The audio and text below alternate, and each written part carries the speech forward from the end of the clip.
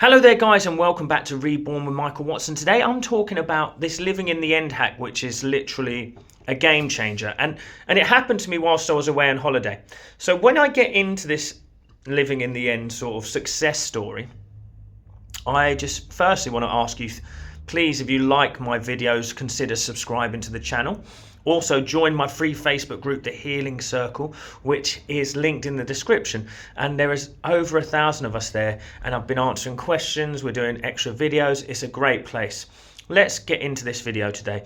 So guys, what I want to talk about is living from the end. And I teach people with my coaching a lifestyle, because I live this way that I talk. You know, I don't just tell you these stories because I think they sound good.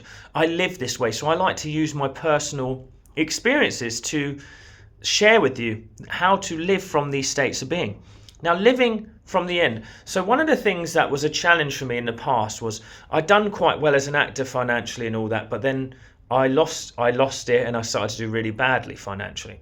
And I changed that in my life by changing my inner state of being. Now, I've got videos on that. If you scroll through my channel, I talk about it, right? But I went on a holiday. This is the biggest time when you know you're starting to change. You've changed and you're living from the end. So I went on a holiday with my kids to a wonderful place called Chessington for about 4 days. Okay.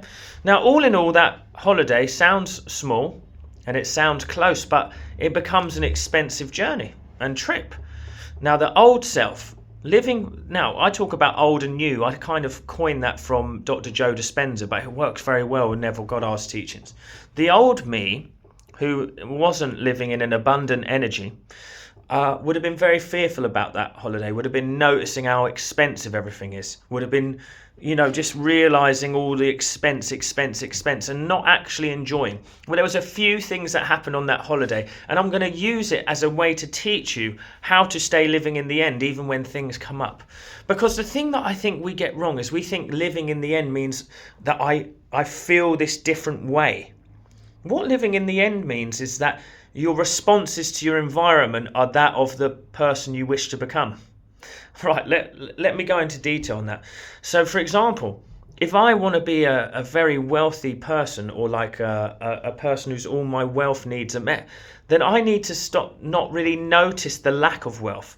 I need to not be bothered when I'm paying for something.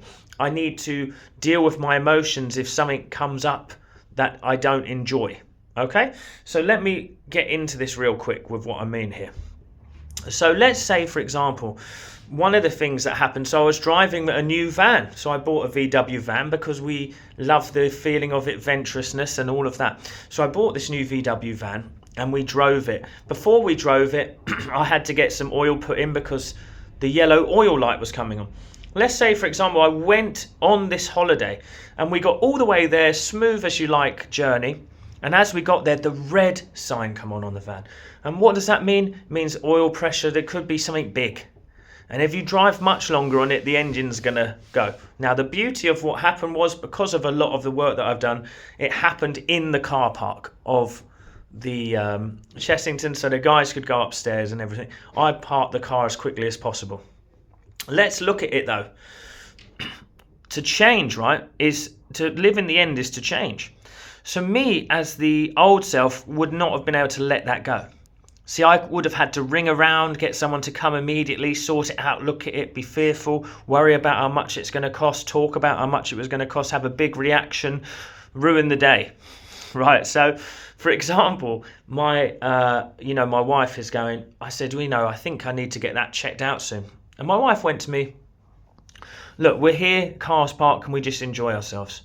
So I sat with that energy that wanted to go back to the old self and have a reaction and deal with it. And I released that energy. And do you know what? I became present in the day. I let go of the old, any old pull to the old life.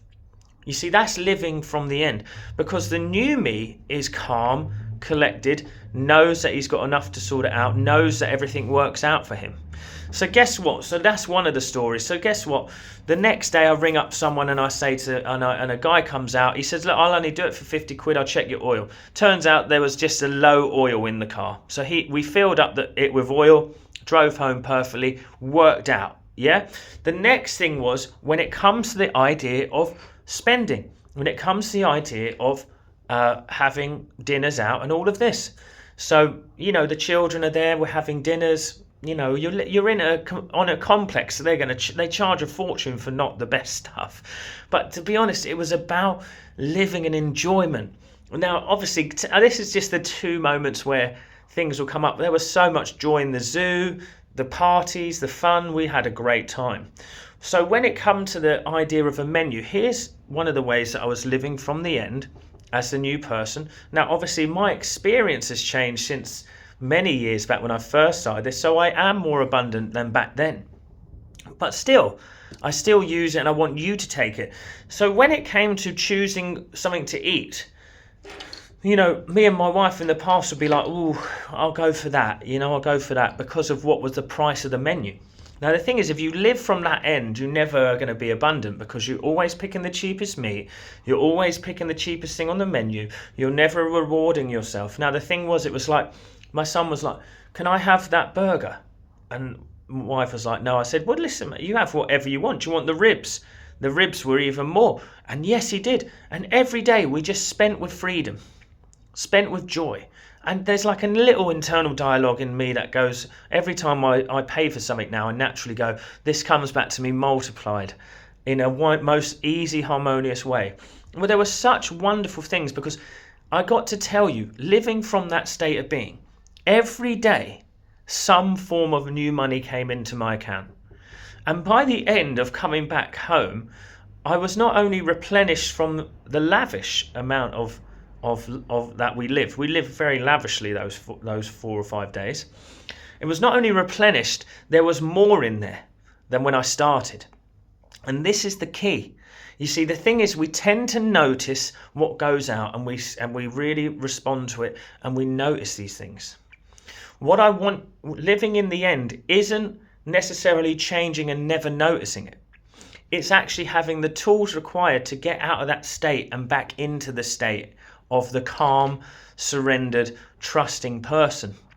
Because you see, the thing is, right, is if you are wealthy, when you spend, you don't have any thought. If you are a calm, peaceful, and everything works out for you, it doesn't matter if the light comes on in the engine, it will be an easy fix.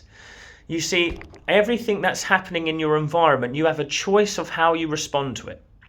Well, you may not in that first moment. Now, trust me, in that first moment when the red light come on, I didn't respond with unicorns and happiness. I was bothered, I was bothered, but I did not embrace that energy for long enough for it to have an effect on the outcome. You see, the thing is when you're aware, you notice the energy, you notice it, and you can then, boom, decide. You can then, boom, change it up. You aren't a victim of circumstance then. You are the creator at that point. You see, when a circumstance doesn't have any power over you, emotionally or energetically, you get to decide what it is.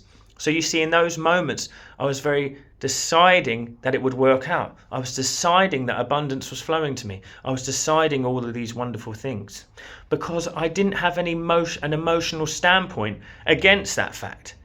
And this is what you need to know. You live in the end when you are not emotionally tied to whatever's happening outside of yourself. You see, living in the end is creating the heaven on earth, or the kingdom of heaven within. You see, the kingdom of heaven is within you. Now, Neville would call it your own human imagination and things like that. And now I would call it your own state of peace and harmony and trust. Either way, you're correct. Are you living this way? Does this help in any way for you to realize how to live in the end? We'll see you on the next one, guys. Don't forget to like, share and subscribe. Comment down below. And I'm starting a membership in the coming weeks. If you've stayed this long, you're gonna find out about a discount. So if you see my next few videos, I'm gonna start doing a discount for the first 200 members who join. Instead of paying £25 a month, you'll be paying 20, and you're going to have access to so much. And I'm going to go into better detail about that at a later date. Take care.